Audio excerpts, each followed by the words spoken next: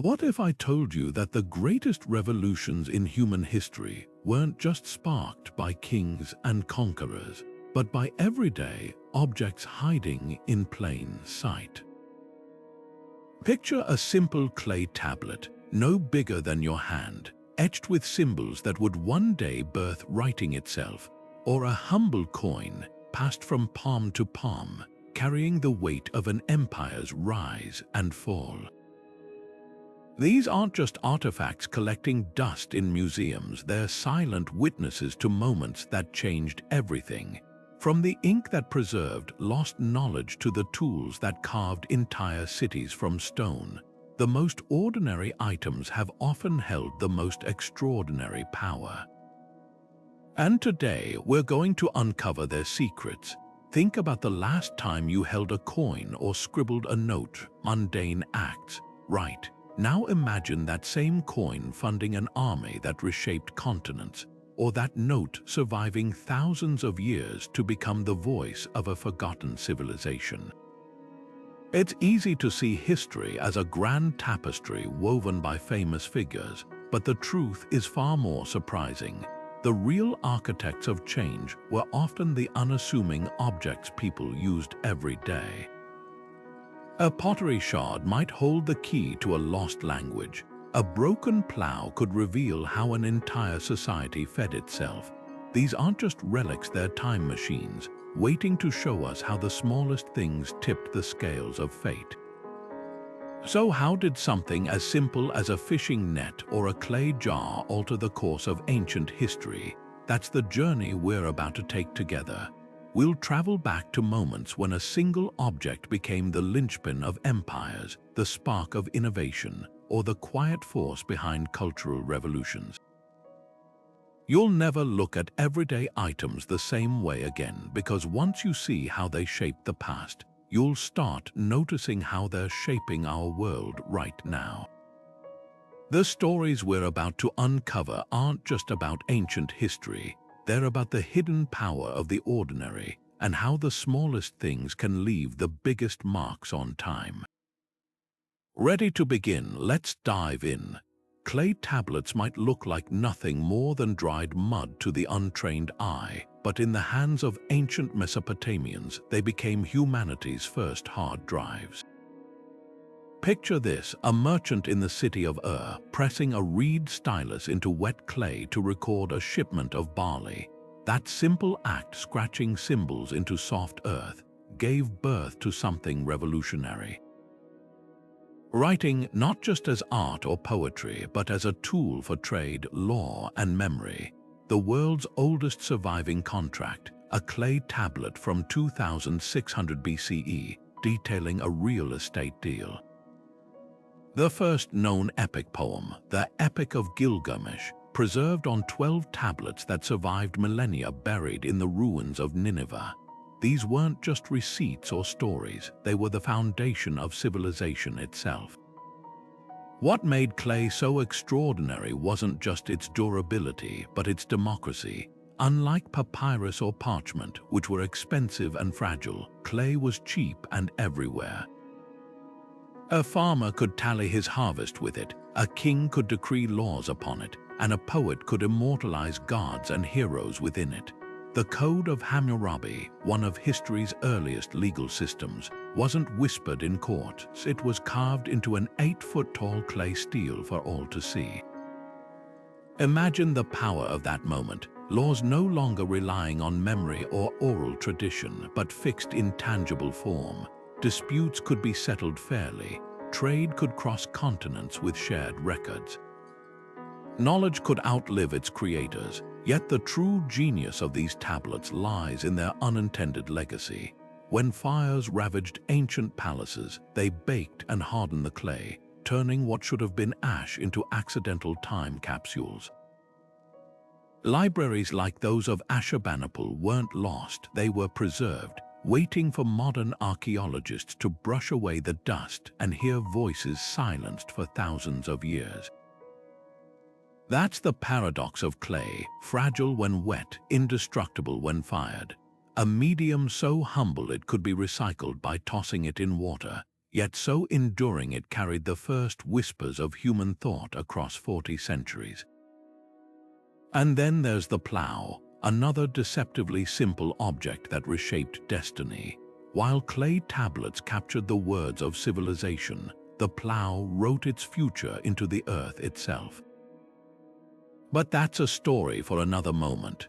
The plow didn't just break ground, it broke humanity free from the endless cycle of wandering and foraging. Picture a farmer in ancient Mesopotamia, dragging a sharpened stick through the earth, turning stubborn soil into fertile rows. That simple act didn't just grow crops, it grew civilizations. Before the plow, every meal was a gamble, a day's hunt or a handful of wild grains. But with this tool, one family could feed 10. Then 100, then thousands. The surplus of wheat and barley didn't just fill stomachs, it filled temples, palaces, and the coffers of kings. Cities like Uruk and Memphis didn't rise because of warriors or poets alone. They stood on the shoulders of farmers whose plows carved stability from the chaos of nature. What made the plow revolutionary wasn't just its blade, but its ripple effects. With reliable harvests, people could specialize for the first time. Potters, weavers, and scribes emerged because farmers could grow more than they needed. The plow's legacy, the first bureaucrats tallying grain stores, the first armies fed by organized agriculture, even the first taxes because surplus meant something to tax. In Egypt, the annual flooding of the Nile paired with plow technology turned desert margins into the breadbasket of the ancient world, the pharaoh's pyramids. Those weren't just tombs, they were monuments to the plow's power, built by laborers fed by its bounty. Yet the plow's story has a twist. Early versions were pulled by people, but when oxen took over, everything changed. A single team could till fields 10 times larger, transforming landscapes and societies overnight. The Fertile Crescent's empires didn't spread by chance. They expanded behind the relentless advance of plow lines. Even warfare shifted. Conquering armies didn't just seize gold, they seized farmland, knowing grain was the true currency of power. Now, consider something even smaller than a plowshare, a bead. Not just any bead, but a Carnelian one, glinting like captured fire in the sunlight. These tiny orbs, drilled by skilled hands in the Indus Valley, became the secret currency of a trade network stretching from Mesopotamia to the Mediterranean. A single strand could buy spices, textiles, or even lapis lazuli mined from distant mountains, but their real value wasn't just in their beauty, it was in their uniformity. Each bead, meticulously shaped to match the next, became one of humanity's first standardized commodities. Traders from different cultures, speaking unrelated languages, could agree on value without words. What's astonishing is how these beads traveled. Found in the ruins of Ur, the tombs of Egypt, and the ports of ancient Oman, they reveal a connected world long before globalization. The Indus Valley craftsmen who made them didn't just create jewelry, they built an invisible web of trust and exchange. When a Mesopotamian queen wore carnelian beads, she wasn't just accessorizing, she was flourishing her reach across continents. And here's the irony, while plows anchored societies to the land, beads set ideas in motion. Along trade routes, they carried more than economic value, they transported technologies, religions, and artistic styles. The same networks that moved beads likely spread the wheel, metallurgy, and even early writing systems. Tiny as they were, these polished stones helped weave the fabric of history itself. So what's more powerful, the tool that rooted civilizations to the earth, or the ornament that connected them across it? Perhaps the answer lies in their combination, stability and mobility, the yin and yang of ancient progress. Because without the plow, there'd be no surplus to trade, and without the bead, there'd be no way to share it. And speaking of sharing, there's another everyday object whose influence stretched even further. one that didn't just connect cultures but preserved them against time itself. But that revelation will have to wait. Glass beads shimmer with a secret history, one that stretches far beyond their delicate surfaces. These tiny, colorful spheres weren't just decorations, they were the oil that greased the wheels of early globalization. Imagine a Venetian glassblower in the 14th century, twisting molten silica into perfect orbs, unaware his creations would one day be traded for gold in Timbuktu or worn by chiefs in the Americas. That's the paradox of glass beads, fragile enough to shatter with a drop, yet durable enough to bridge continents and cultures. Take the trade routes of West Africa, where beads became a currency more trusted than coins. A single strand of Venetian millefeuille beads could buy spices in Mali, ivory in Benin, or even secure alliances between kingdoms. The Dogon people of Mali used them in ceremonial masks, believing their brilliance held spiritual power. Meanwhile, across the Atlantic, Native American tribes like the Huron and Iroquois traded pelts and wampum for European beads, weaving them into intricate patterns that told stories and sealed treaties. The same beads that adorned a noblewoman's gown in Venice might end up on a ceremonial robe in the Great Lakes region, a tangible thread connecting worlds that barely knew of each other's existence. What made glass beads so universally valuable? Scarcity and skill. Producing consistent, vibrant beads required techniques mastered by only a handful of workshops in places like Murano, where glassmaking secrets were guarded like state secrets. The cobalt blues, emerald greens, and ruby reds weren't just pretty, they were technological marvels, impossible to replicate locally in most of the world. But here's the twist, their value wasn't inherent. A bead had no practical use, it couldn't feed you or shelter you. Its power came entirely from collective belief, a shared agreement that this fragile object was worth trading fortunes for. The darker side of this trade can't be ignored. Beads became entangled in the transatlantic slave trade, with European traders exchanging them for human lives along the coasts of West Africa. A horrifying equation emerged: so many beads for a healthy adult, so many more for a skilled artisan. The very objects that symbolized connection also facilitated one of history's greatest crimes, a reminder that globalization's roots are tangled with both wonder and wickedness. Yet glass beads also tell stories of cultural resilience. In the Andes, indigenous artists fused European beads with traditional designs, creating hybrid art that resisted erasure. In North America, tribes repurposed trade beads into sacred objects, reclaiming their narrative. The bead's journey mirrors humanity itself, broken and remade, traded and transformed, carrying layers of meaning no single culture could claim. Now consider this: the same hands that strung these beads might one day wield a weapon that changed warfare forever. But that's a story of metal, not glass. The sling wasn't just a child's toy or a shepherd's tool, it was the original great equalizer, a weapon so simple yet so devastating it could topple giants. Picture a young David kneeling by a stream to select 5 smooth stones, his hands calloused from years of practice. To the Philistine warrior Goliath, this boy with a leather strap was no threat. But with a single whirl and release, physics did the rest. A well-hurled sling stone could travel faster than 100 miles per hour, striking with the force of a modern bullet. No wonder ancient armies from the Balearic Islands to the Andes fielded slingers alongside archers. These unassuming warriors could outrange bows, piercing armor or crushing skulls with terrifying precision.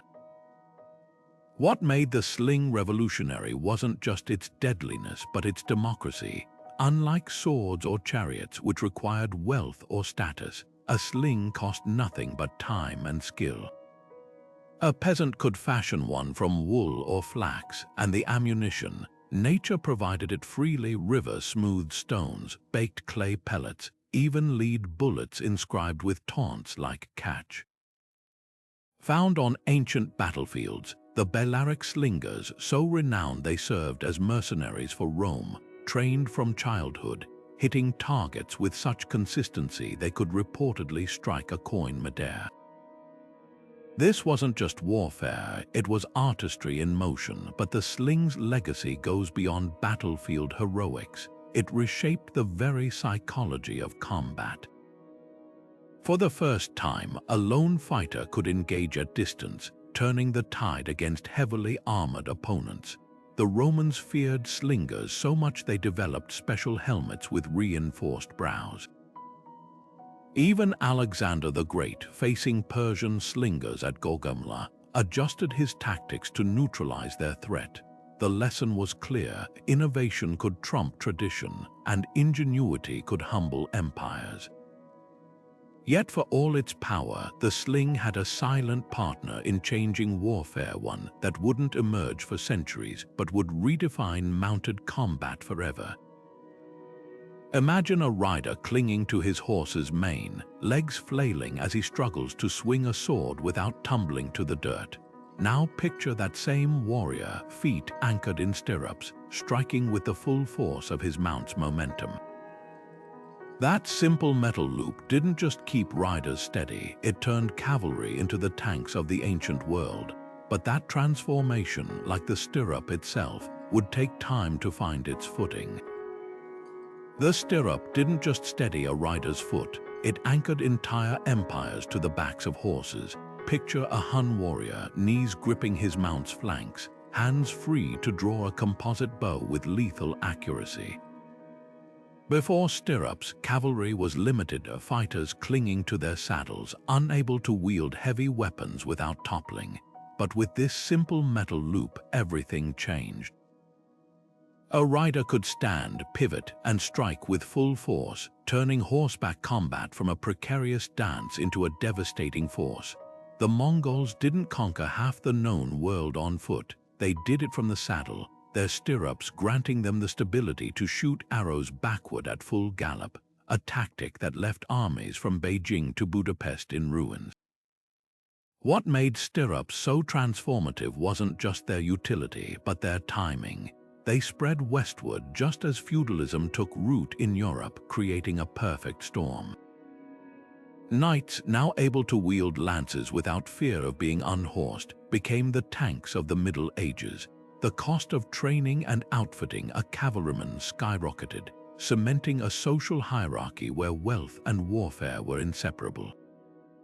The stirrup, in effect, built the castle. Its military advantage made heavy armor worthwhile, which in turn demanded fortified strongholds to protect these elite fighters. From the Norman conquest of England to the samurai's rise in Japan, societies reorganized around the power of mounted warriors. Yet the stirrup's legacy isn't just one of violence. It reshaped trade and communication, enabling faster travel across vast distances. The Silk Road thrived because merchants could ride longer and safer, their goods shielded by cavalry patrols. Even agriculture adapted, with horse-drawn plows replacing oxen in some regions, another ripple from this unassuming invention. Now, consider something far quieter than thundering hooves, a clay pot, its surface etched with the fingerprints of a long-dead artisan. This humble vessel didn't just hold grain or water, it preserved civilizations. In the ruins of Pompeii, archaeologists found jars of fish sauce sealed for nearly 2,000 years. In Egypt, honey buried with pharaohs remained edible millennia later. The art of pottery transformed perishable goods into tradable commodities, letting olive oil from Greece reach the tables of Gaul and wine from Persia grace Indian feasts. But the true power of these containers lay in their unintended role as time capsules. A broken amphora's shape can reveal trade routes, while residue inside tells us what people ate, drank, and even how they cooked. The Maya stored chocolate in ceramic vessels, proving its use as currency and ritual drink. Roman shipwrecks, their cargoes of jars intact, map ancient economies like underwater blueprints. What's astonishing is how these pots democratized history. While kings carved their deeds in stone, ordinary people's lives survived in the glaze of a cooking pot or the scorch marks on a stew pot. A child's toy boat fashioned from clay, found in the ruins of Mohenjo-Daro, speaks across 40 centuries more vividly than any royal decree. And then there's the jar that changed faiths, the Dead Sea Scrolls, hidden in clay cylinders to survive Roman destruction, preserving texts that would redefine religions. But that's a revelation for another moment. The amphora didn't just hold wine, it held empires together. Picture a bustling port in ancient Athens, where stacks of these tapered clay jars, each marked with the seal of its origin, wait to be loaded onto ships bound for Egypt, Rome, or the Black Sea. Their shape wasn't just aesthetic, it was engineering genius, the pointed base designed to wedge into ship hulls or sandy shores, keeping cargo stable during storms. The narrow neck reduced spills and evaporation, preserving precious olive oil for months at sea. These weren't just containers, they were the ancient world's shipping containers, standardized across cultures so a merchant in Carthage could instantly gauge how much grain a vessel carried just by counting them. What made amphorae revolutionary wasn't just their functionality, but their ubiquity.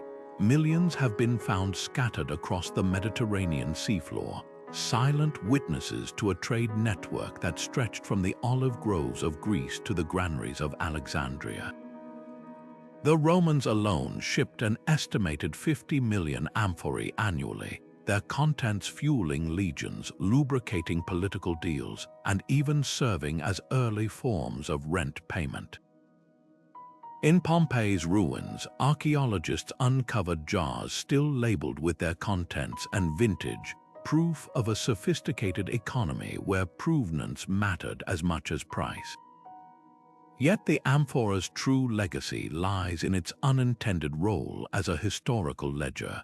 Residue analysis reveals not just what people traded, but how they lived. Wine jars from Crete show traces of pine resin used as a preservative, a practice that birthed ritsina, a drink still enjoyed today. Some amphorae bear scribbled price tags or graffiti-like messages, like one from Gaul that cheekily declares, "I am wine from 2 years ago, but still good." Even failures tell stories. Shipwrecks with shattered jars often reveal where storms struck or pirates prowled, mapping ancient risks like underwater crime scenes. Now imagine the glow of another object, one that didn't transport goods but banished darkness itself. The oil lamp, a humble vessel of flame, did more than light rooms. It extended the day, reshaping work, worship, and even warfare. But that illumination deserves its own moment. The oil lamp didn't just flicker in corners, it ignited human progress.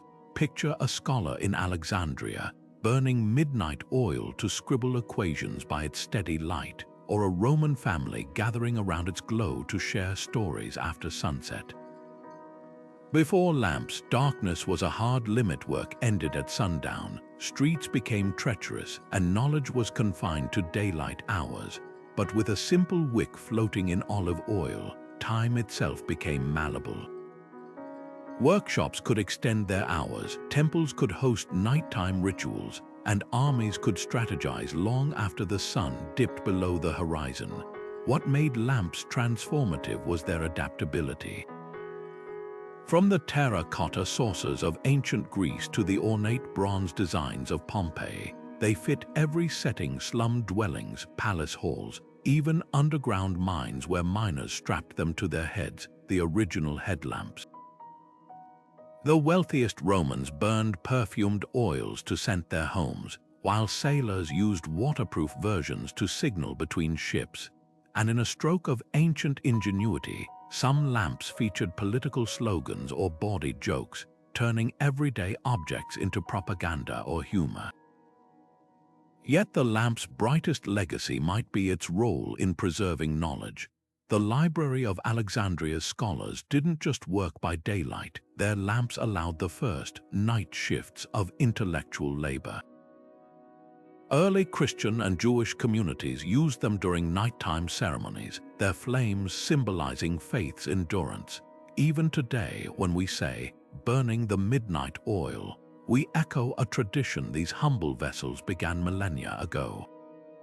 Now consider an object that didn't just light spaces, but connected them across impossible distances. But that's a story of mirrors, smoke, and the first long-distance communication. The oil lamp did more than push back the night. It reshaped the rhythm of human civilization. Imagine an Egyptian scribe in Thebes, hunched over papyrus long after sunset, tracing hieroglyphs by the faint glow of a flax wick floating in sesame oil. Without that steady flame, the wisdom of Thoth might never have been recorded. Or picture a Roman tavern where merchants haggled over amphorae of wine well past dusk, their deals illuminated by rows of clay lamps flickering against the walls. This wasn't just about convenience, it was a fundamental shift in how societies functioned. Daylight no longer dictated productivity, and darkness ceased to be an impassable barrier. What made oil lamps revolutionary wasn't just their light, but their adaptability. In Persia, artisans crafted lamps from bronze with intricate airflow designs to minimize smoke, an early feat of engineering. In China, whale oil burned in porcelain vessels painted with dragons, blending utility with artistry. Even the poorest households could afford simple terracotta lamps fueled by olive oil or animal fat, democratizing light across social classes. The wealthy flaunted their status with silver lamps inlaid with gemstones, while soldiers carried compact versions in their kits, turning battlefields into landscapes of moving fireflies during nighttime campaigns. But the lamp's true brilliance lay in its unintended consequences. Temples used them to create awe-inspiring rituals, with hundreds of flames reflecting off gilded statues to evoke divine presence. The Jewish menorah, the Hindu diya, and the Christian vigil lamp all drew power from this simple technology, turning light into a universal language of reverence. Meanwhile, in Alexandria's legendary library, scholars worked deep into the night, their debates and discoveries fueled by lamps that effectively extended the human intellect. The burning the midnight oil ethos didn't start in modern offices, it began here with clay and flame. Yet lamps also illuminated humanity's darker corners. Underground, miners strapped them to their heads, venturing deeper than ever before in search of metals, a practice that continued unchanged until the invention of electric headlamps. Pirates used shielded lamps to coordinate attacks under cover of darkness, while spies signaled with coded flashes.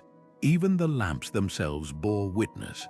Archaeologists have found examples with soot stains in precise patterns, revealing how many hours a day a Roman shop might stay open or how late a child's tutor stayed for lessons. Now consider the tool that turned those mined metals into engines of empire, not through light but through sheer force. But that revelation waits in the forge's glow. The chisel was more than a tool. It was the ancient world's printing press, etching ideas into stone with a permanence few other objects could match. Imagine an Egyptian artisan squatting before a limestone block, his copper chisel tapping out the first hieroglyphs of a pharaoh's name. Each stroke wasn't just carving rock, it was ensuring a ruler's divinity would echo across millennia. Or picture the hands of an anonymous sculptor on the Acropolis, transforming rough marble into the flowing robes of Athena's statue, her gaze meant to inspire awe in every Athenian citizen. These weren't just artistic acts, they were political ones. When Ramses II had his victories chiseled onto temple walls or Augustus filled Rome with statues of himself, they weren't decorating cities. They were wiring collective memory, chiseling their versions of history into the public's mind. What made the chisel revolutionary wasn't just its edge, but its duality. In Greece, it democratized beauty, turning temples like the Parthenon into open-air textbooks of mythology and civic pride. Yet in Assyria, the same tool etched scenes of tortured prisoners into palace walls, a brutal deterrent to rebellion. The Rosetta Stone, a chisel's work, accidentally creating the key to deciphering civilizations. Even failures speak volumes. Half-finished statues in Egyptian quarries show exacting grids used to scale up small models, proving these artisans were applying geometry centuries before Euclid wrote it down. But the chisel's true power lay in its partnership with another breakthrough, iron. Early copper chisels barely scratched granite, but iron, harder and more abundant, let artists conquer the toughest stones. The obelisks of Karnak, soaring 70 feet tall, or the precision-cut blocks of Machu Picchu, they're testaments to this metallurgical leap. And here's the irony. The same iron that forged weapons of war also crafted the era's greatest art, a reminder that tools are never inherently good or evil, only the hands that wield them. Yet for all its might, the chisel had a limitation. Once a message was carved, it was frozen in stone. What if ideas needed to travel faster than quarried blocks? That's where parchment enters the story. A surface as flexible as the chisels was rigid, but that's a story of skins and scribes.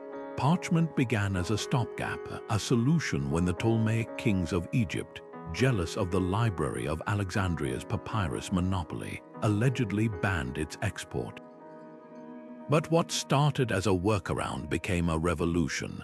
Unlike brittle papyrus, parchment could be folded, scraped clean, and reused. Imagine a medieval monk in a chilly scriptorium, carefully scraping yesterday's text from a sheepskin to make room for new words. These palimpsests, as they're called, became accidental time capsules. Later scholars would discover erased works by Archimedes or Cicero lurking beneath medieval prayers, preserved by the very act of being overwritten. What made parchment extraordinary was its durability. A well-cured hide could last centuries, carrying Plato's dialogues through the fall of Rome or safeguarding the Quran across deserts. The Dead Sea Scrolls, written on parchment, survived 2,000 years in caves because the material resisted moisture that would have rotted papyrus. Even its production was ingenious, soaking skins in lime to loosen hair, stretching them on frames to create uniform thinness. The famous Codex Sinaiticus, one of the oldest Bibles. Its parchment pages are so thin and even, they rival modern paper. Yet parchment's greatest legacy might be its role in the quietest revolution of all, the shift from scrolls to books. Scrolls unraveled, codices, those early book forms open to any page. Scholars could compare texts side by side, annotate margins, and organize knowledge in ways unimaginable with rolls. The chisel carved truths into stone, but parchment let ideas dance, folded into travelers' satchels, stacked in monastery libraries, passing hand to hand until they ignited renaissances.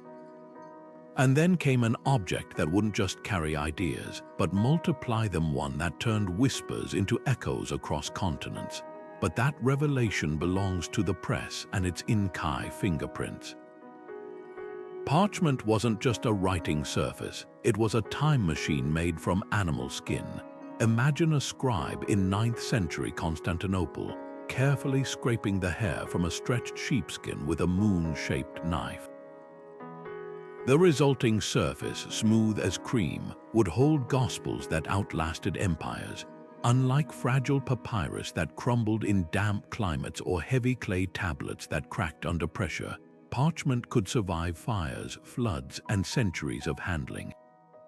The Codex Justininus, the foundation of Western legal systems, preserved on parchment, the earliest copies of the Hebrew Bible, written on hide so meticulously prepared, they remained flexible after 1,000 years. The magic of parchment lay in its contradictions. Sturdy yet supple, it could be folded into books or rolled into scrolls, making it the ultimate medium for both portability and permanence. In the scriptoriums of medieval monasteries, monks recycled older parchments by washing off the ink, creating palimpsests, where hidden layers of erased texts lurked beneath newer writing. Modern imaging technology has revealed lost works of Archimedes and Sophocles hiding under medieval prayers, their original words preserved by the very act of being erased. One particularly famous palimpsest in Sicily held a 10th century copy of a Greek mathematical treatise scraped away in the 12th century to make room for a prayer book, then miraculously recovered centuries later. What truly set parchment apart was its role as the great equalizer of knowledge. While the Chinese guarded papermaking as a state secret, parchment could be made anywhere people raised livestock. A single sheepskin might yield 4 pages of a luxury Bible, but even scraps could record shopping lists or personal letters. The Dead Sea Scrolls, written on parchment between 2,000 and 2,400 years ago, survived in desert caves precisely because the material resisted decay that would have destroyed papyrus. When the Library of Alexandria burned, parchment copies of Aristotle's works in Syria and Constantinople lived on, carrying Greek philosophy into the Renaissance. Yet parchment's greatest legacy might be how it shaped the very format of knowledge. Early Christians adopted the Codex, sheets of parchment bound like modern books instead of scrolls, allowing them to flip between Old and New Testament passages during debates.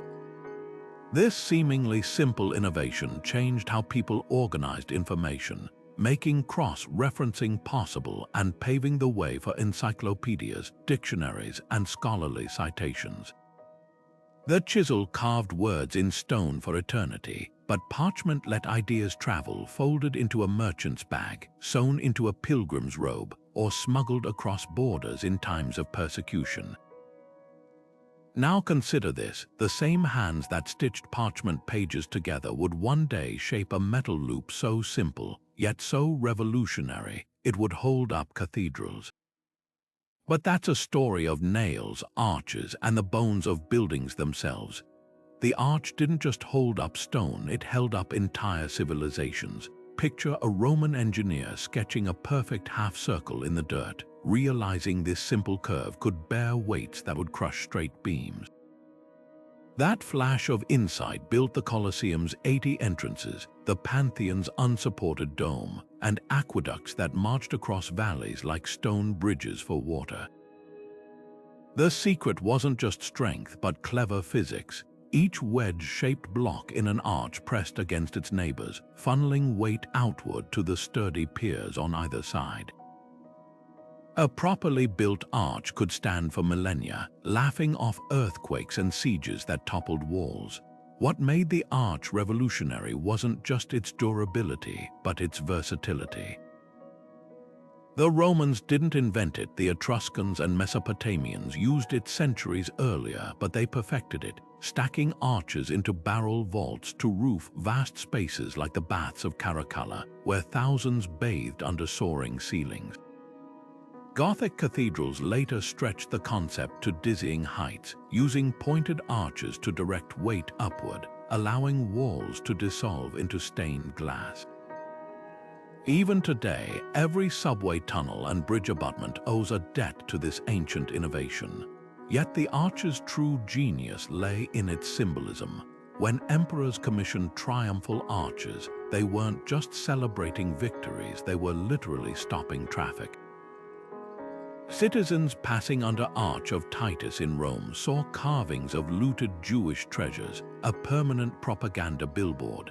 The message was clear: Rome's power wasn't just military, it was structural, as unshakable as the arches supporting its cities. Now shift your gaze from these stone giants to something far lighter, a sheet of parchment fluttering in a courier's hand. While archers held up cities, the humble letter tied them together across continents. But that's a story of ink, seals, and the first networks that moved faster than footsteps. The courier's satchel didn't just carry letters, it carried empires' lifelines. Imagine a Persian royal road stretching 1,600 miles from Susa to Sardis, dotted with relay stations where fresh horses and runners waited. A message could cross this distance in 7 days, a speed unmatched until the steam locomotive. The Romans copied this system with their cursus publicus, while the Inca used quipu-coded strings carried by chasqui runners who memorized oral reports. These weren't just mailmen, they were ancient fiber optics pulsing with tax records, military orders, and royal decrees that kept bureaucracies alive. What made courier networks transformative was their predictability. A Phoenician merchant could send a clay tablet from Byblos to Memphis with reasonable confidence it would arrive. The Mongol yam system, with its horse relays spaced every 20 miles, let Kublai Khan learn of rebellions weeks before his rivals. Even failures taught lessons when Roman couriers disappeared in Germania. It signaled tribal unrest long before legions could react. Yet the true power of these networks lay in their unintended consequences. Along official missives flowed gossip, poetry, and private letters, the social media of antiquity.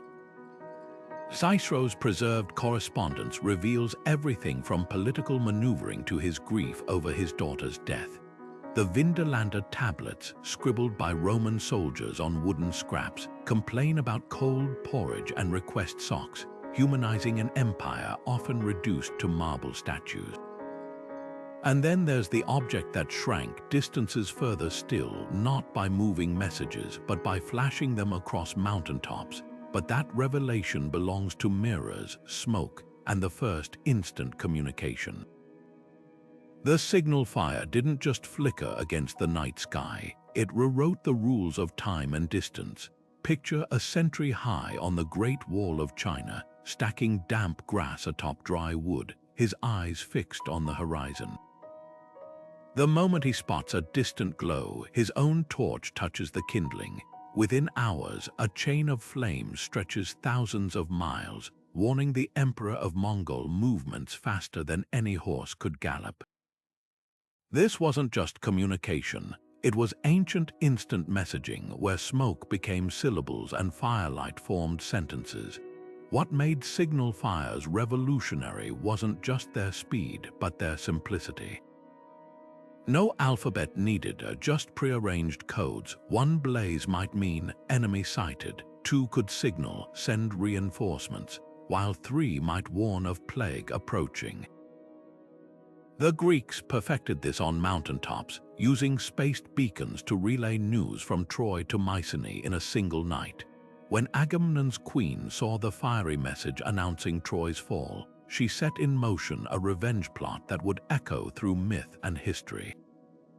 Even the Romans, masters of roads, relied on fire towers along the Danube to counter barbarian raids.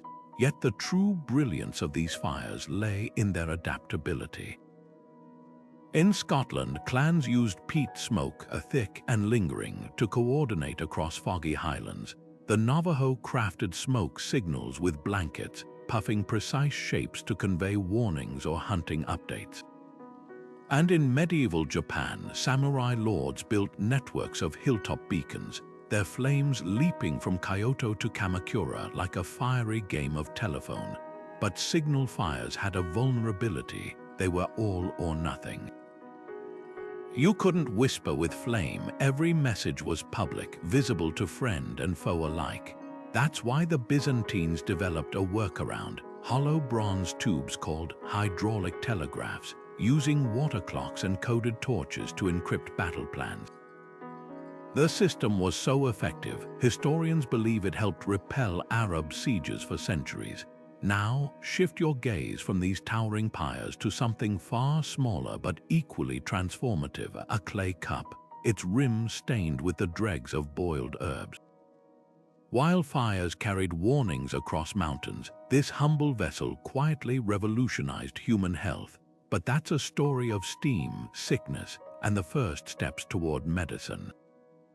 The scalpel wasn't just a blade, it was humanity's first rebellion against the tyranny of disease. Picture a healer in ancient Egypt, carefully selecting a shard of obsidian sharper than modern steel, its edge honed to a molecular fineness under the microscope of trial and error. With this primitive scalpel, they performed cataract surgeries, draining fluid from swollen eyes, procedures so precise, some patients likely regained sight. Or imagine a Greek physician on the battlefield of Troy, using a bronze knife to remove arrowheads and suture wounds, his hands steady despite the chaos around him. These weren't butchers, they were pioneers navigating the uncharted territory of the human body with nothing but observation, courage, and a sliver of metal or stone. What made early scalpels revolutionary wasn't just their cutting edge, but their philosophy. Hippocrates, the father of Western medicine, insisted wounds should be cleaned with boiled water or vinegar, a crude antiseptic practice millennia before germ theory. The Romans took it further, crafting scalpels with interchangeable blades for different procedures, stored in ornate bronze cases like a surgeon's modern toolkit. Archaeologists have unearthed Roman scalpels so well designed, their weighted handles balanced perfectly for controlled incisions. One 2nd century instrument even featured a retractable blade, proving ancient innovation rivaled our own. Yet the scalpel's true legacy lies in its unintended consequences. Every incision taught something new, the pulsating map of veins, the resilience of muscle, the terrifying fragility of organs. The Alexandrian school dissected cadavers openly, naming body parts still referenced today. The coronary arteries encircling the heart like a crown, the iris for its rainbow of colors. And here's the irony, these early surgeons often lacked anesthesia, yet their patients survived at surprising rates. Skeletons from Pompeii show healed trepanation holds evidence of skull drilling surgeries where patients lived years afterward. The scalpel, in essence, was a teacher, its lessons written in scar tissue and survival. Now, shift your gaze from the bloody battlefield of surgery to another kind of precision, one that wove civilizations together thread by thread.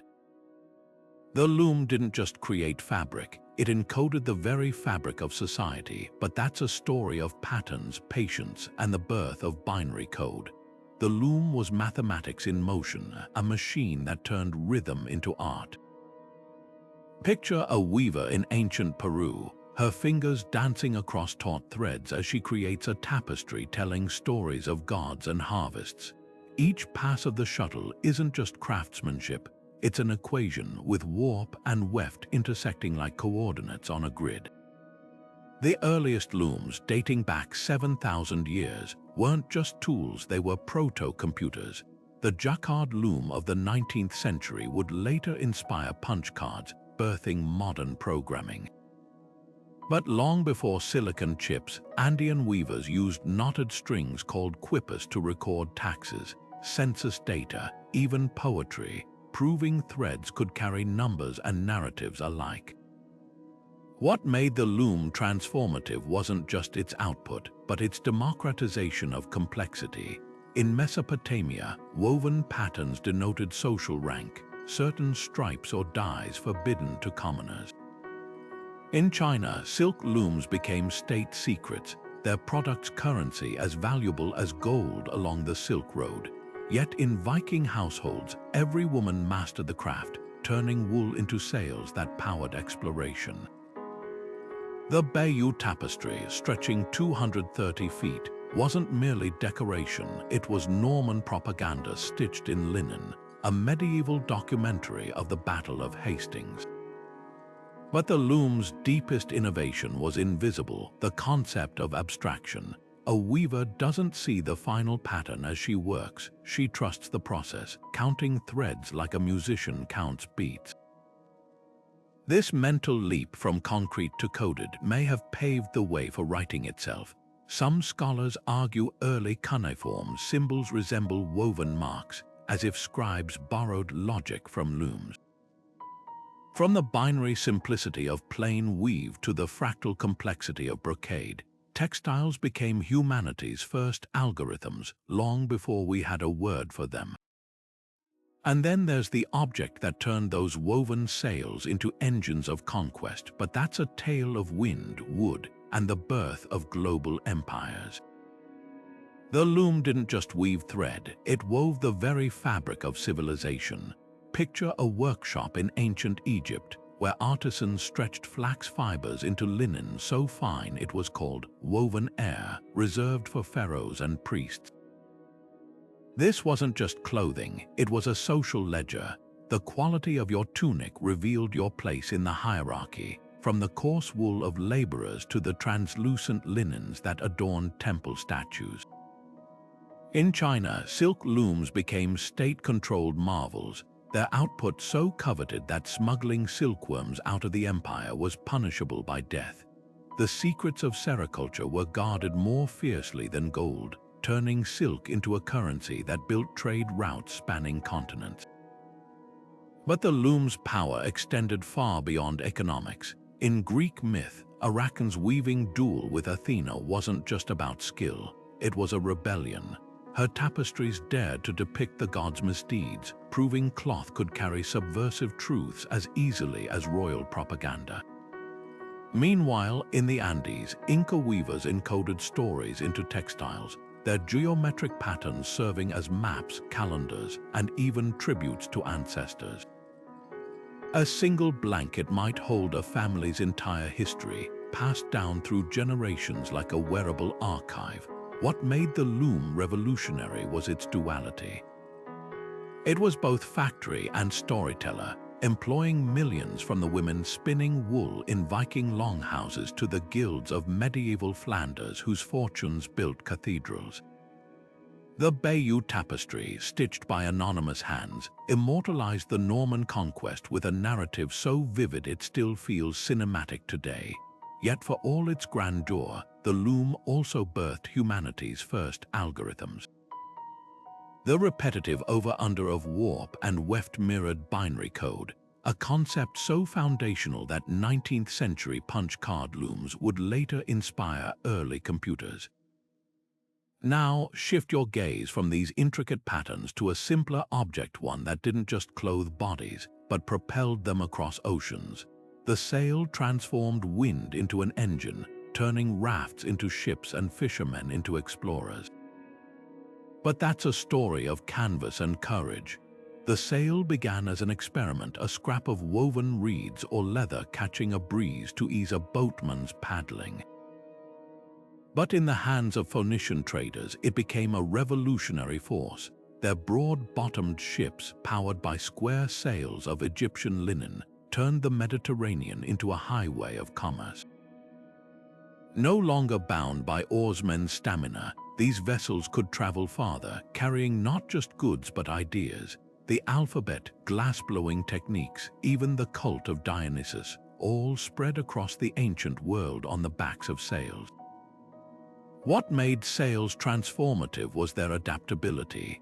Polynesian navigators read wind and wave like a map, their crab-claw sails pivoting to harness gusts invisible to landlubbers.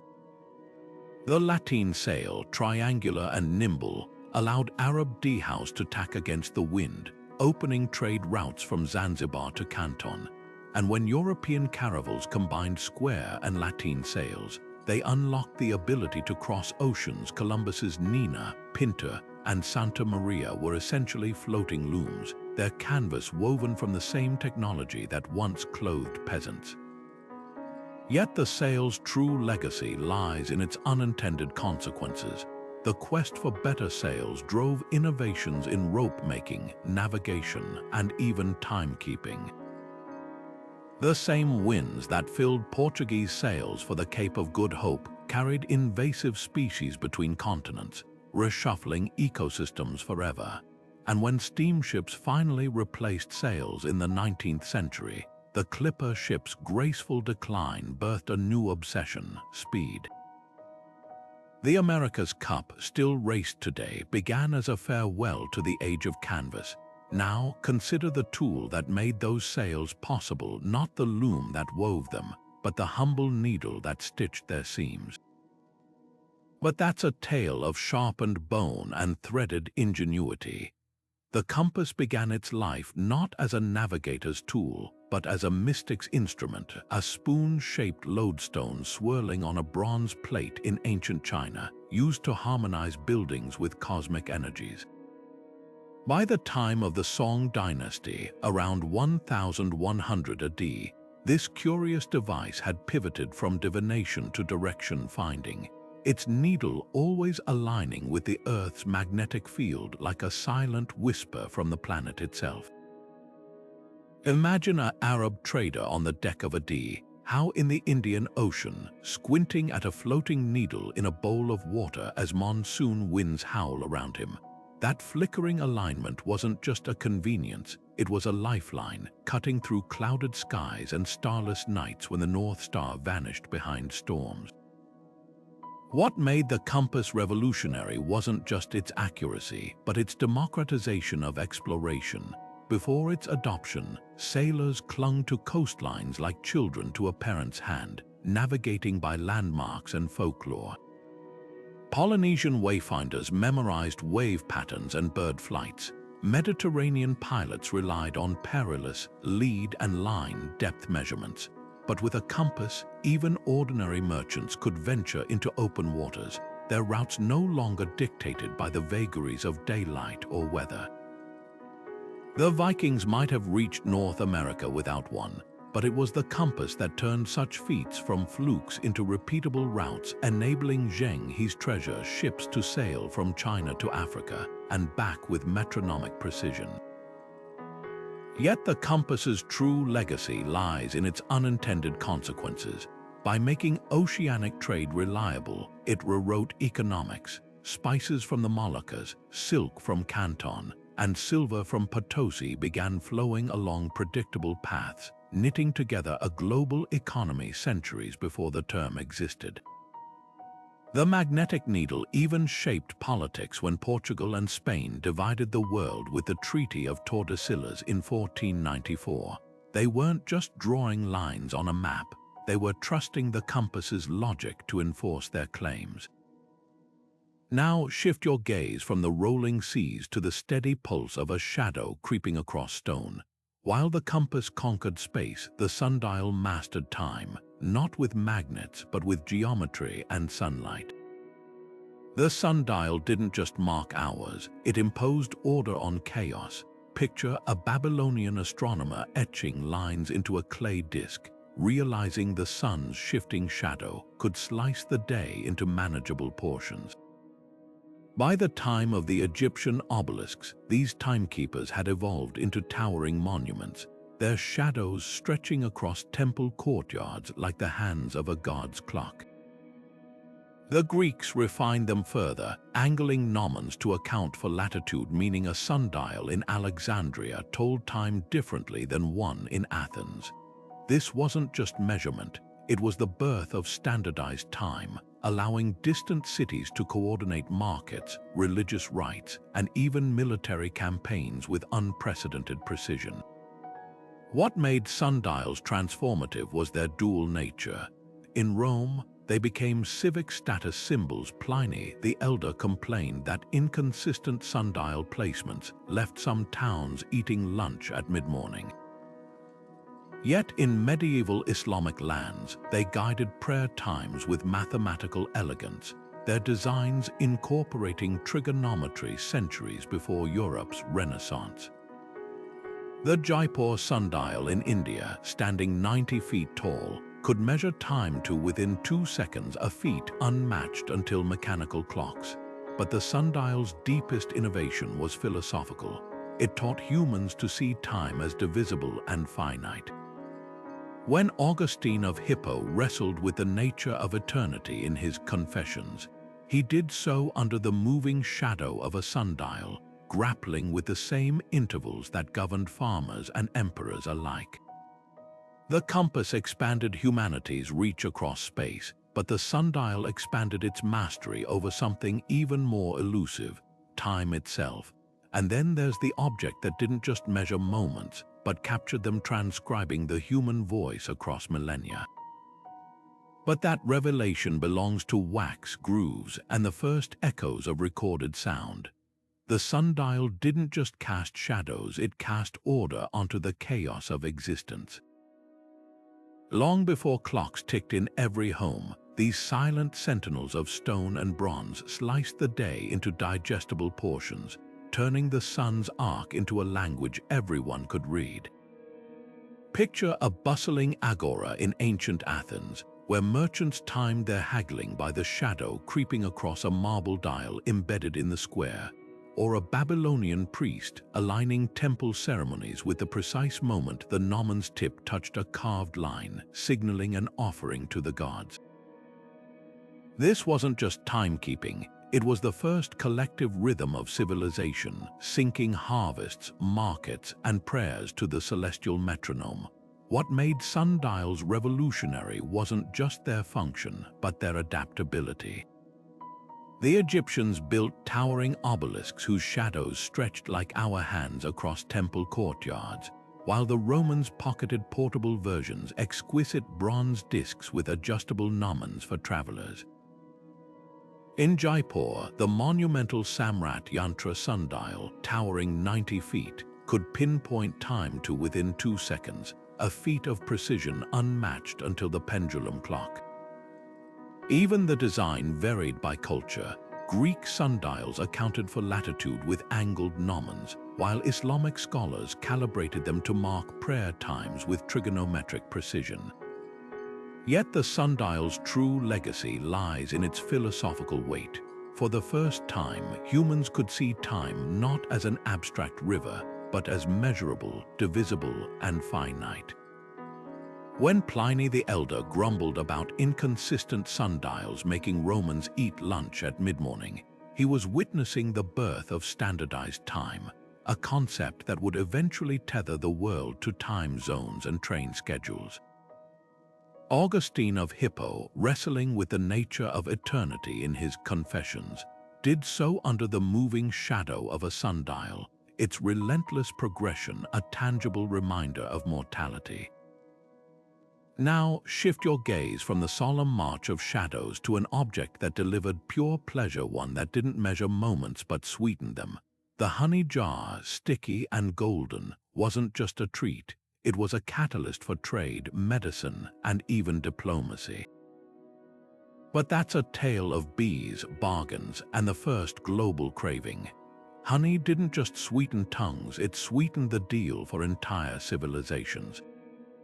Picture a Neolithic hunter braving cliffs to raid wild beehives, his hands stung raw for a taste of liquid gold. Fast forward to ancient Egypt, where honey dripped from tomb walls in hieroglyphs, prescribed for wounds and offered to gods. This wasn't just food, it was medicine, currency, and immortality in a jar. The Edwin Smith Papyrus, the world's oldest surgical text, lists honey as a treatment for burns and infections, a practice modern science now confirms, thanks to its natural antibacterial properties. Even Alexander the Great's body was said to be preserved in a honey-filled coffin during its long journey back to Macedonia, turning the substance into a kind of edible time capsule. The true power of honey lay in its paradoxes. It never spoiled. Archaeologists have found pots of it in pharaohs' tombs, still edible after 3,000 years. Its viscosity sealed wounds like a natural bandage, while its sugars fermented into mead, the drink that fueled Viking feasts and Celtic rituals. But perhaps its most revolutionary role was as an economic engine. The island of Crete built its Minoan wealth on honey exports, while the Romans taxed it like precious metal. A single amphora of Corsican honey could buy a prime ox in the markets of Pompeii, and in medieval Europe, rent payments were sometimes made in honeycombs. Yet honey's darkest chapter unfolded in the Americas, where European colonists introduced honeybees as living factories, disrupting indigenous ecosystems but also creating new trade networks. Native tribes who had relied on maple syrup and agave quickly adopted beekeeping, weaving honey into their diets and economies. The Maya even worshipped a bee god, Amuzen-Cab, proof of how deeply this golden syrup penetrated cultures. Now shift your gaze from the hive to the battlefield, where another everyday object turned peasants into warriors. The slingshot, a humble strip of leather and a well-aimed stone, became history's great equalizer, but that's a story of physics, rebellion, and the art of striking giants. The spear didn't just arm soldiers, it reshaped the very geometry of warfare. Picture a phalanx of Spartan hoplites, their 8-foot-long dory spears bristling like a steel hedgehog, advancing in lockstep toward Persian invaders. Or a Shang dynasty warrior in ancient China, his jaya, a spear with a hooked blade slashing through chariot lines with brutal efficiency.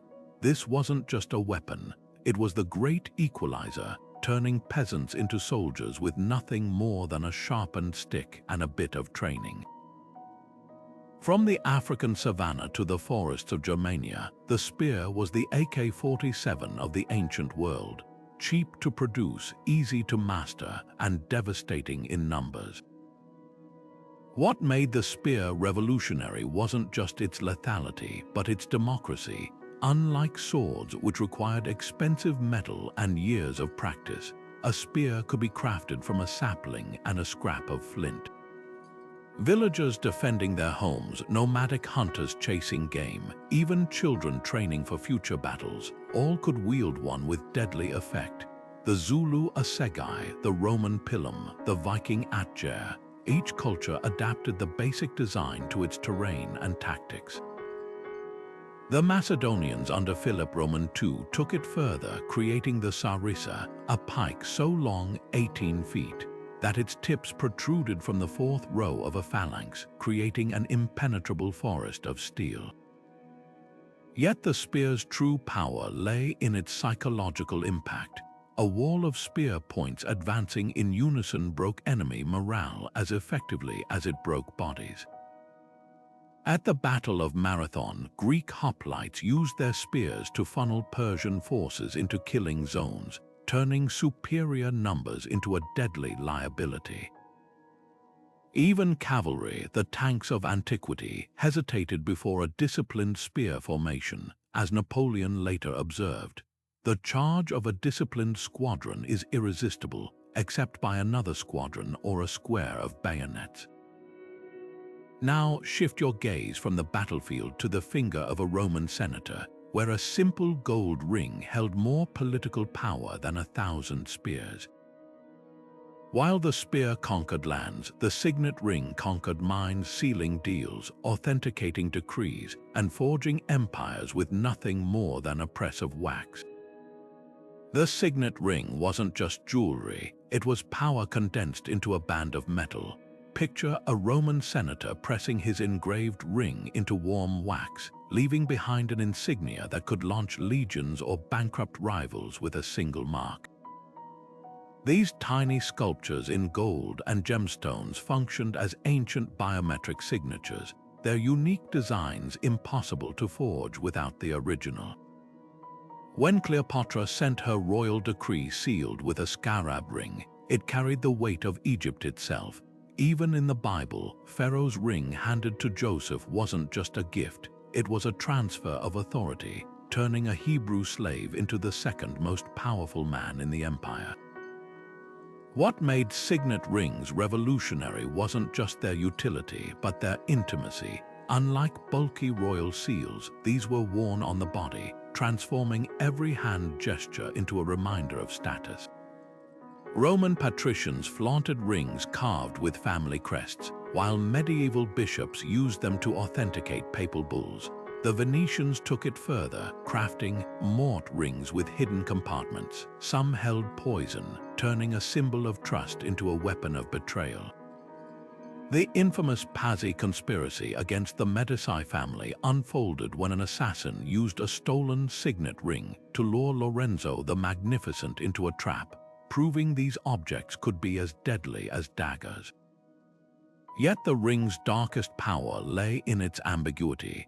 A forged signet could destabilize kingdoms, like when the Persian Prince Cyrus the Younger allegedly faked his brother's seal to mobilize troops. The Tudors countered this by making treason the punishment for duplicating the royal signet, with offenders facing gruesome executions. Even Shakespeare immortalized the trope in King John, where a counterfeit seal sparks a war. Now shift your gaze from the clenched fists of rulers to the open palms of laborers, where another everyday object didn't just symbolize power, it created it. The humble brick, baked from mud and straw, built ziggurats that scraped the heavens and aqueducts that defied gravity. The aqueduct didn't just channel water, it channeled civilization itself. Imagine a Roman engineer standing on the rolling hills outside the city, sketching arcs of stone that would defy gravity to bring mountain springs to bustling streets below. These weren't just pipes, they were liquid highways, some spanning 50 miles with a slope so precise, just 1 foot per mile, that water flowed effortlessly without pumps or power. The Aqua Appia, Rome's first aqueduct built in 312 BCE, delivered 11 million gallons daily, turning a dusty republic into a metropolis of splashing fountains and sprawling bathhouses. By the time of the Empire, 11 aqueducts fed the city, their combined flow enough to fill 27 modern Olympic pools every single day. What made aqueducts revolutionary wasn't just their scale, but their social impact. Public fountains became gathering spots where news spread as freely as water. The baths' grand complexes like Caracalas, which could host 6,000 bathers, were ancient social media hubs, where senators and slaves soaked side by side in tiered pools of steaming caldaria and icy frigidaria. Even sanitation leaped forward. Rome's Cloaca Maxima, the giant sewer flushed by aqueduct overflow, remained functional for over 2,000 years. The message was clear: water wasn't a privilege, it was a right, doled out with bureaucratic precision by the water commissioner, who regulated everything from imperial villa supplies to neighborhood fountain quotas. Yet the aqueduct's true genius lay in its adaptability. The Pont du Gard in France, a triple-tiered masterpiece, doubled as a bridge, its arches precisely calculated to withstand floods. In Constantinople, Emperor Valens built cisterns like the Basilica Cistern, a subterranean cathedral of columns holding millions of gallons, to outlast sieges. And when the Romans encountered valleys too deep for arches, they inverted the design, carving pressurized siphon tunnels through mountains, a technique so advanced it wouldn't be matched until the industrial era. Their collapse told an equally dramatic story. As invading Goths cut Rome's aqueducts in the 6th century AD, the city's population plummeted from over 1 million to fewer than 50,000. Without clean water, public health crumbled, and the grand baths became hollow ruins. The lesson was stark: empires could rise on the backs of engineering marvels, but they withered just as quickly when those lifelines snapped. Now shift your gaze from these roaring channels of water to something far quieter: a wax tablet, its surface waiting to capture whispers across the centuries. While aqueducts sustained bodies, this humble object would preserve voices. The wax tablet was ancient Rome's version of a whiteboard, smooth beeswax poured into a wooden frame, ready to be scratched with a stylus, smoothed over, and reused endlessly. Picture a schoolboy in Pompeii, painstakingly etching his alphabet into the soft surface, his mistakes vanishing with a quick swipe of his palm.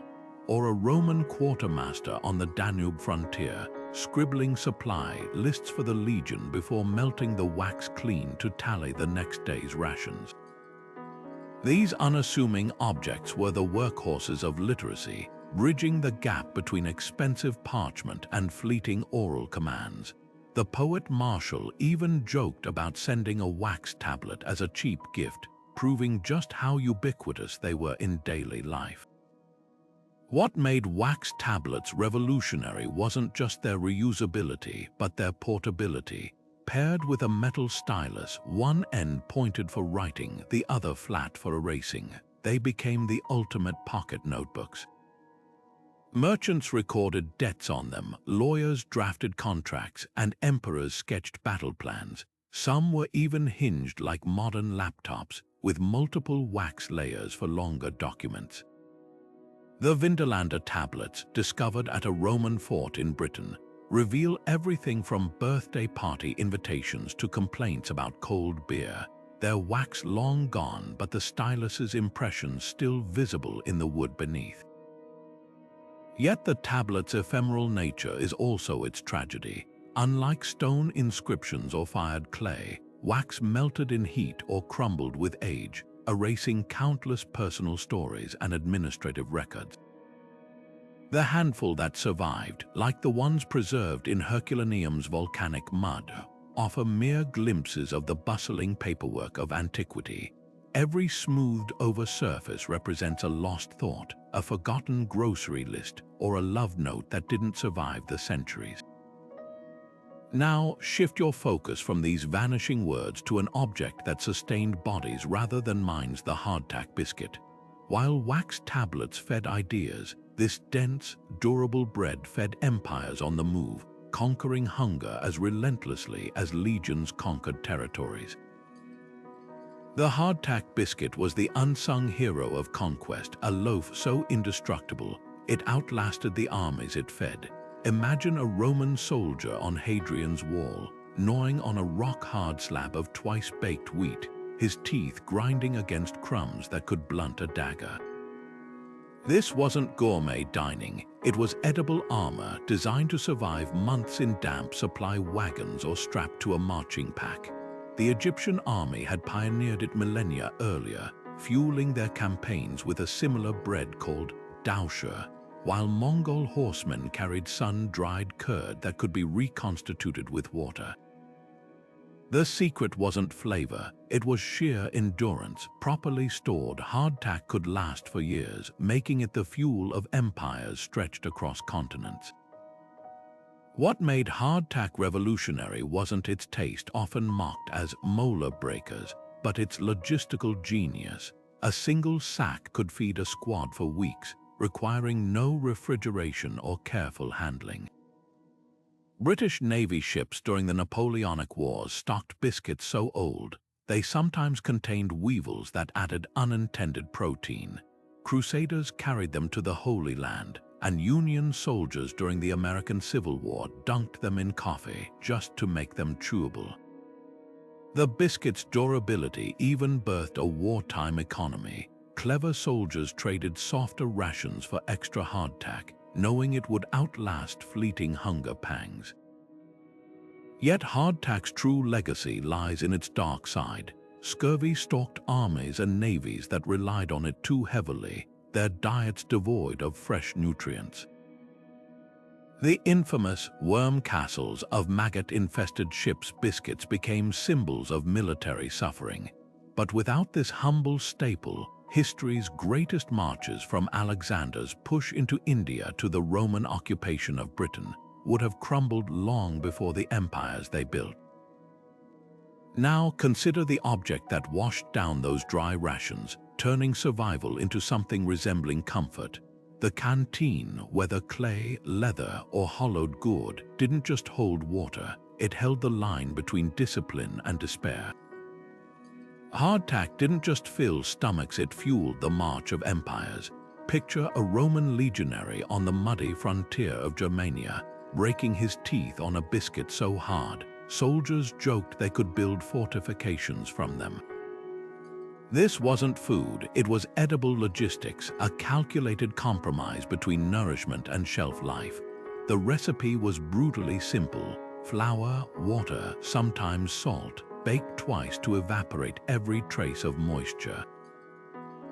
The result, a slab that could survive years in damp supply wagons, insect infestations, even cannon fire. When Napoleon's armies stretched across Europe, hardtack moved with them, packed into the knapsacks of French grenadiers, traded for looted luxuries, and crumbled into makeshift soups when nothing else remained. What made hardtack revolutionary wasn't its taste, often compared to chewing on driftwood, but its role as the unsung architect of military campaigns. Alexander the Great's march to India, the Crusaders' trek to Jerusalem, even Magellan's circumnavigation of the globe all hinged on this humble ration. The Spanish called it galeta, the British ship's biscuit, and Civil War soldiers worm castles for the weevils that often burrowed inside. Yet without it, history's greatest armies would have starved long before reaching battle. The Roman legions, masters of organized warfare, standardized grain shipments into portable biscuits, allowing them to operate far from supply lines. A single soldier's daily ration, about a pound of hardtack, could sustain a day's march in full armor, proving calories mattered as much as courage. But hardtack's legacy is laced with irony. For every battle won on its durable calories, there were bodies broken by its shortcomings, scurvy-stalked navies subsisting on it for months, their gums bleeding from vitamin deprivation. Soldiers soaked it in coffee or beer just to make it chewable, inventing makeshift dishes like hellfire stew, where crumbled biscuit thickened thin broths. The infamous hardtack of the American Civil War became a symbol of wartime deprivation, with diaries describing men smashing it against rocks to edible fragments. Yet when General Sherman cut his supply lines during the march to the sea, it was hardtack that kept his army moving, foraging supplemented by these indestructible squares. Now shift your gaze from the marching grounds to the quiet corners of monasteries, where another object blurred the line between practicality and devotion. The Pilgrim's flask, a humble clay vessel, didn't just carry water, it carried faith across continents, its shape echoing the spiritual journeys of millions. The ankh wasn't just a symbol, it was a key to the universe clutched in the hands of gods and pharaohs alike. Picture a high priest in Thebes raising this looped cross above a worshipper's head, blessing them with the promise of eternal life.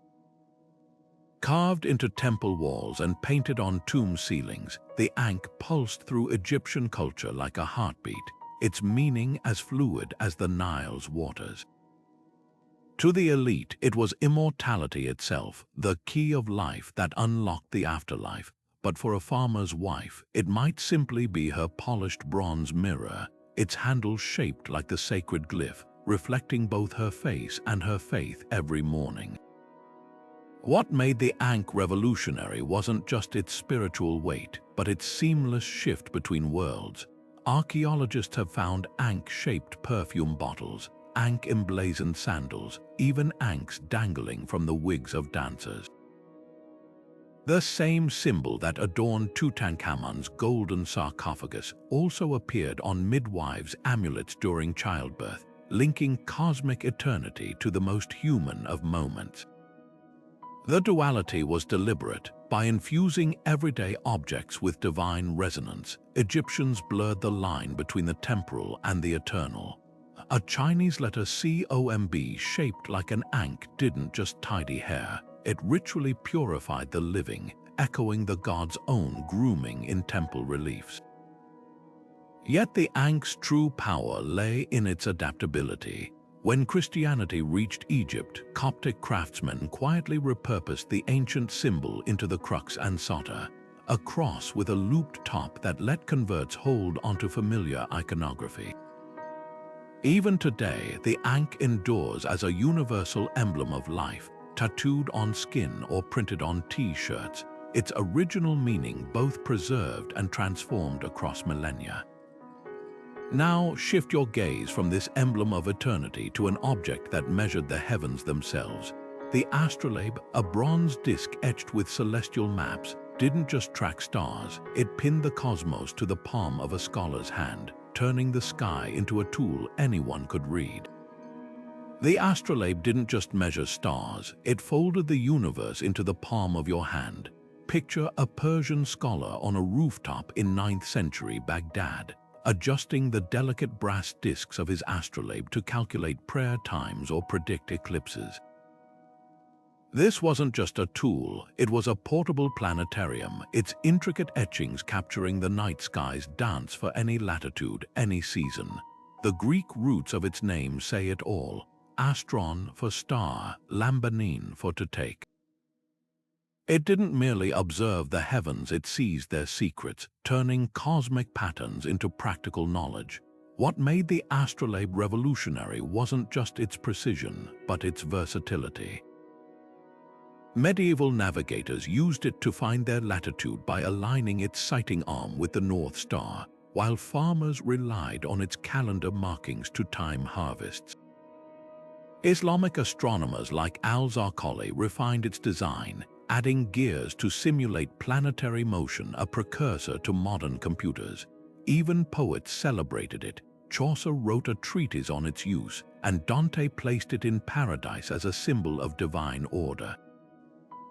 The astrolabe's genius lay in its layers. Rotate the pierced retere over the engraved plate, and suddenly the chaos of stars became a readable map. Columbus carried one on his voyages, though his miscalculations, thanks to an outdated Arabian star chart, led him to famously misjudge Earth's size. Yet the astrolabe's true legacy is its democratization of the cosmos. Unlike bulky observatories or royal-funded expeditions, this handheld device put celestial navigation within reach of merchants and explorers. A single astrolabe could guide a ship across the Mediterranean, time a religious ceremony in Cordoba, or teach geometry in a Moorish classroom. Its decline came only when pendulum clocks and sextants offered greater precision, but its influence lingered. The principles behind its stereographic projections still underpin modern star charts. Now shift your gaze from the glittering heavens to the humble fields where another object quietly reshaped the world. Sugar cane, a towering grass with juice sweeter than honey, didn't just sweeten tea, it fueled empires, enslaved millions, and rewrote global trade routes. But that bittersweet story begins with a simple press of crushing rollers. Papyrus wasn't just paper, it was the ancient world's hard drive, a fragile yet formidable surface that captured the whispers of empires. Picture a scribe in the Nile Delta, slicing the stem of a papyrus plant into thin strips, laying them crosswise and pressing them into sheets that would dry under the Egyptian sun. This wasn't just crafting stationery, it was engineering immortality. The result, a surface so smooth, ink glided across it like water, preserving everything from Pharaoh's decrees to the jokes scribbled in the margins by bored accountants. The oldest surviving papyrus, dating back to 2500 BCE, isn't a grand epic, it's a ledger tracking linen deliveries, proof that bureaucracy outlasts even pyramids. What made papyrus revolutionary wasn't just its utility, but its monopoly. The Egyptians guarded its production like a state secret, cultivating vast marshes of the plant in the Nile's fertile bends. By the time of the Ptolemaic dynasty, Alexandria's libraries hoarded scrolls like treasure, their shelves groaning under the weight of 500,000 texts. A single scroll of Homer's Iliad might stretch 30 feet, its verses unspooling like a lyrical highway. But papyrus wasn't just for poets, it was the backbone of administration. Roman tax rolls, Jewish scriptures, and even Cleopatra's personal memos all relied on this delicate yet durable medium. Yet papyrus's true power lay in its paradox. Though fragile individually, it became indestructible en masse. The dry sands of Egypt acted as a time capsule, preserving shopping lists, marriage contracts, and spellbooks in trash heaps like those at Oxen. These fragments, once tossed aside, now reveal the heartbeat of daily life, a love letter scribbled in Greek, a doctor's prescription for willow bark tea, even a child's drawing of a gladiator. The very ordinariness of these scraps makes them extraordinary, proving history isn't just made by kings, but by the hands that penned grocery lists and doodled in the margins. Now shift your gaze from these fragile scrolls to the object that shielded them, not a vault or a temple, but something far simpler. The humble clay jar, buried in desert caves or tucked into alcoves, became the unsung hero of preservation. When the Dead Sea Scrolls were hidden away from Roman armies, it wasn't gold or jewels they protected. It was papyrus and parchment, tucked into jars like seeds waiting to sprout across centuries. Mosaics didn't just decorate floors, they were ancient Instagram, broadcasting wealth, faith, and even inside jokes across millennia. Picture a Roman merchant in Pompeii, stepping into his atrium where tiny colored tiles, no bigger than your fingernail, formed a snarling guard dog with the words Cave Canem, beware of the dog. This wasn't just interior design, it was a flex, a way to announce taste and status to every guest. Over in Byzantium, artisans took it further, crafting celestial domes from gold-leaf tesserae so luminous, worshippers swore they glimpsed heaven itself. The Hagia Sophia's Virgin and Child, shimmering in the half-light, wasn't just art, it was theology in tile, a visual sermon for the illiterate masses. What made mosaics revolutionary wasn't just their beauty, but their storytelling. In Tunisia's Bardo Museum, a sprawling 3rd-century mosaic shows Odysseus lashed to his ship's mast, sirens swirling around him, a warning about temptation that wealthy homeowners clearly fancied as dinner party conversation. Meanwhile, in the ruins of Antioch, archaeologists uncovered a mosaic of a tipsy Dionysus riding a panther, his robe slipping off mid-revelry. These weren't just decorations, they were personality tests in stone. Want your guests to think you're pious? Install a pious Orpheus taming beasts with his lyre. Prefer humor? A mosaic of fish skeletons on a plate, mocking the chef's failed dinner, did the trick. Yet mosaics also served as ancient infomercials. The Alexander mosaic from Pompeii, depicting the conqueror battling Darius Roman III, wasn't just a masterpiece, it was a political statement, aligning its owner with military glory. In Roman Britain, crude but charming mosaics advertised local industries, sheep for wool towns, oysters for coastal villas. Even mistakes spoke volumes. At Fishbourne Palace, a botched repair job, where replacement tiles zigzag clumsily reveals a hasty fix after a party gone wrong. The true genius of mosaics lay in their durability. While paintings faded and tapestries rotted, these tiny tiles withstood fires, floods, and even volcanic ash. The unswept floor mosaic, a Trompe l'oeil masterpiece of discarded shellfish and fruit rinds, still tricks modern eyes into thinking debris litters the ground. It's a time capsule of Roman snack habits, preserved underfoot for 2,000 years. Now, shift your gaze from these glittering floors to the object that filled ancient bellies and bank accounts alike.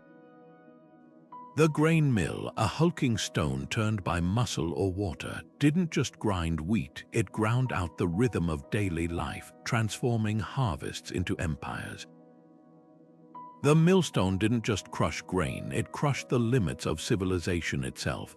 Picture a baker in ancient Rome, his hands dusty with flour ground between two massive stones, one turning steadily atop the other. That rhythmic scraping wasn't just background noise, it was the sound of empires rising. From the earliest saddle querns used by Neolithic farmers to the towering water-powered mills of imperial Rome, these unassuming discs of rock transformed wild grasses into the staff of life. Without them, cities would have starved, armies would have faltered, and the very idea of settled society might have crumbled like poorly kneaded dough. What made millstones revolutionary wasn't just their function, but their ubiquity. Every village from the Nile to the Thames had one, often passed down through generations like a sacred heirloom. The Romans took it further, industrializing the process with donkey-driven, hourglass mills and later harnessing rivers with vertical water wheels. Some complexes, like Barbagal in France, boasted 16 cascading mills producing enough flour to feed 30,000 people daily. The economic impact was staggering. Centralized milling meant bread could be mass-produced, fueling urban populations and standing armies. When Pompeii's bakeries were unearthed, their millstones still bore the grooves worn by centuries of grinding, each scratch a tally mark of meals that fed an entire city. Yet the millstone's true genius lay in its unintended consequences. The demand for quality stone birthed specialized quarries. The lava from Italy's Orvieto region became so prized, it was traded across the Mediterranean. Millers grew wealthy and politically powerful, their guilds controlling prices like ancient OPEC cartels. Even rebellion simmered around them. Medieval peasants resented mandatory milling taxes where lords forced them to use and pay for manorial mills. The 1381 English Peasants' Revolt saw rioters target mills as symbols of oppression, proving how deeply this tool was woven into society's fabric. Now consider the ripple effects. Reliable flour meant predictable food supplies, which allowed artisans, scholars, and soldiers to specialize rather than farm. The standardization of bread from Roman military loaves to Egyptian flatbreads created shared culinary identities across cultures. And when the Black Death wiped out half of Europe's population, surviving millers became inadvertent agents of change, their labor suddenly so valuable that serfs could demand wages for the first time. The slow turn of the millstone didn't just grind grain, it ground down feudalism itself. From clay tablets to millstones, these everyday objects were never just tools. They were silent collaborators in humanity's greatest leaps, the unsung heroes of progress hiding in plain sight. The next time you bite into a slice of bread or glance at a streetlight, remember, the mundane is often the miraculous in disguise, and the course of history turns on the smallest of things. From clay tablets to millstones, these everyday objects were the unsung heroes of history, quietly steering the fate of nations and cultures. They remind us that progress often hinges not on grand inventions, but on the clever use of simple tools. Think about the stylus, just a sharpened reed that gave voice to emperors and poets alike, or the flax thread that stitched together sails, enabling exploration across uncharted oceans. The most transformative breakthroughs weren't always flashy. They were practical, adaptable, and often hidden in the hands of ordinary people. Consider the loom, a device so seemingly humble it could be overlooked in a corner of a Neolithic home. Yet its rhythmic click-clack didn't just weave cloth. It wove societies together, turning raw wool into trade goods, sails into empires, and tapestries into history books. Or take the oil lamp, whose flickering light extended the workday into the night, giving scholars time to ponder the stars and scribes the hours to copy manuscripts that would outlive dynasties.